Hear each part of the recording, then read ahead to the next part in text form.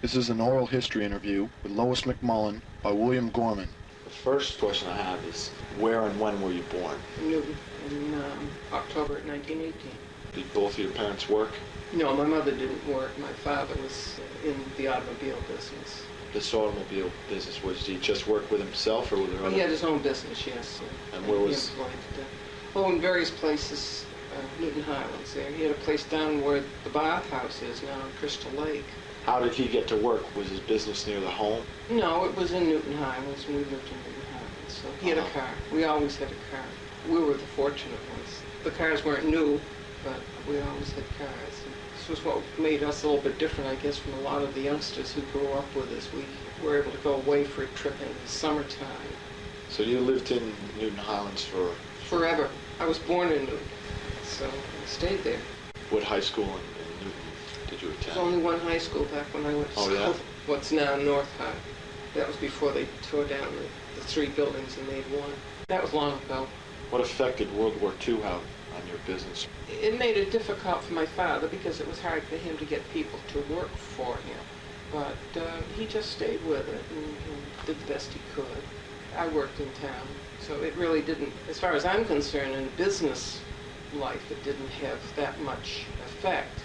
Otherwise, social life and that sort of thing, you know, for young people growing up, it made a very big difference because so many of the young people, the fellows, were all over the world, really.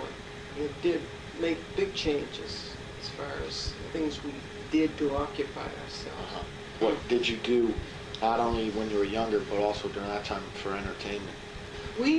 My sister and I always belonged to a church group, and we're Methodists, and the Methodist church was, I guess still is, so structured that each church had its own group of young people, and each church in turn belonged to a district, and so you not only knew the young people in your own church, and in Newton in particular this was true, you knew the young people in churches, Methodist churches in the other parts of Newton. There were, I don't know, 6 or 8, I guess. And then there were groups gathering from all this whole district, so we met people from all over the place. And we had dances and parties and beach parties, and we used to go down to Crane's Beach and freeze a little bit. There was a Methodist church in Newton Highlands? Yes, there was. It was a church, and then it became Oddfellows Hall. And then I guess the Oddfellows sold it, and now it's been converted into 4 condominiums. Did you ever swim or skate on Crystal Lake? Oh, always, yes. During the summer, you know, we'd go down and swim. That was long before the bathhouse was in existence. There was some kind of I've forgotten exactly what it was. It was some kind of wooden shelter. But they always had lifeguards down there, and they always had it roped off. And so it was always a safe place to swim. To skate, too. It was nice, of course, once they got the bathhouse built, because in the wintertime, the bathhouse was open. You know, have a fire. I suppose they still do the same thing. So we didn't have to freeze to death. What do you say would be the thing that people would revolve around, I guess, in each different village? I think in the Highlands, I guess it was probably always around the school, because the school was right downtown in the middle of the little shopping area. And people went down there to do their shopping, and as they do today, they go down and pick up the children. And so that, and the church, of course, there were the 3 churches in fact, right there in the Highlands. There wasn't a Catholic church? Not in the Highlands. One on Upper Falls and one in Newton Center. So the Highlands was made up of Protestants? Not necessarily. It's just that Catholic people in the Highlands went either to Upper Falls or to Newton Center.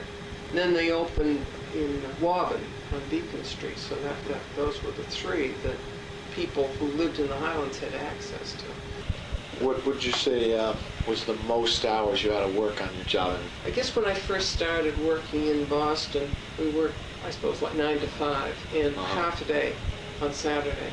But that only lasted maybe a year or 2, and then they dropped the Saturday work. So just 9 to 5. Do you remember by any chance what your first?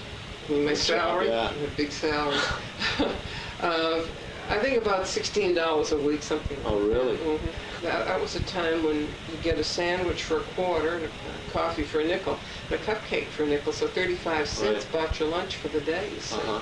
And transportation was probably 20 cents into Boston. And what did they have there? Just the above-ground trolleys? Oh, no. Well, we had buses from Newton.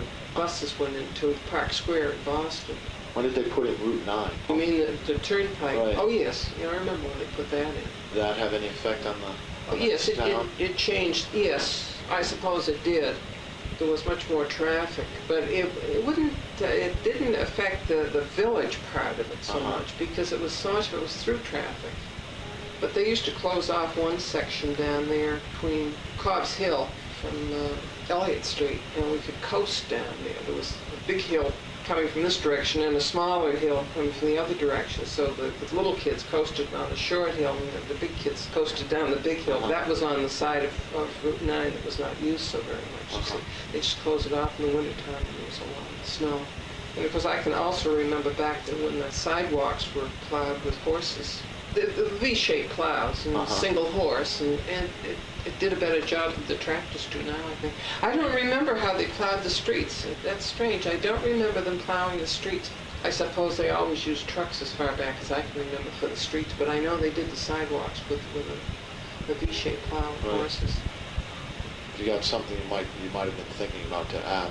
No, I don't remember a great deal, except when we were children. I can remember there used to be a field day every year down at the playground, and they built it was a rotating thing. It went to all the different villages in Newton, and I've forgotten what they had going on during the day, but it was like the 4th of July is now. But they built a platform down there, and they'd have dancing, they'd have a band there, and that was a big time. But of course the Highlands itself has changed. There used to be a fire station on Route 9 too.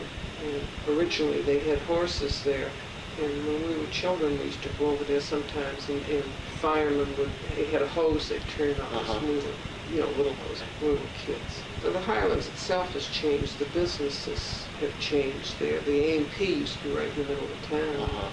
And there were, I think, mostly small independent stores, bakeries and that sort of thing when I was very young. And then as I got a little bit older, they like the A&P came in, and Hood's had a series of dairy stores at one time. So it became more chain-oriented. And now I guess that's mostly gone now, too. We're back to the individual businesses again. It's the end of the interview between Lois McMullin and Bill Gorman of Boston College.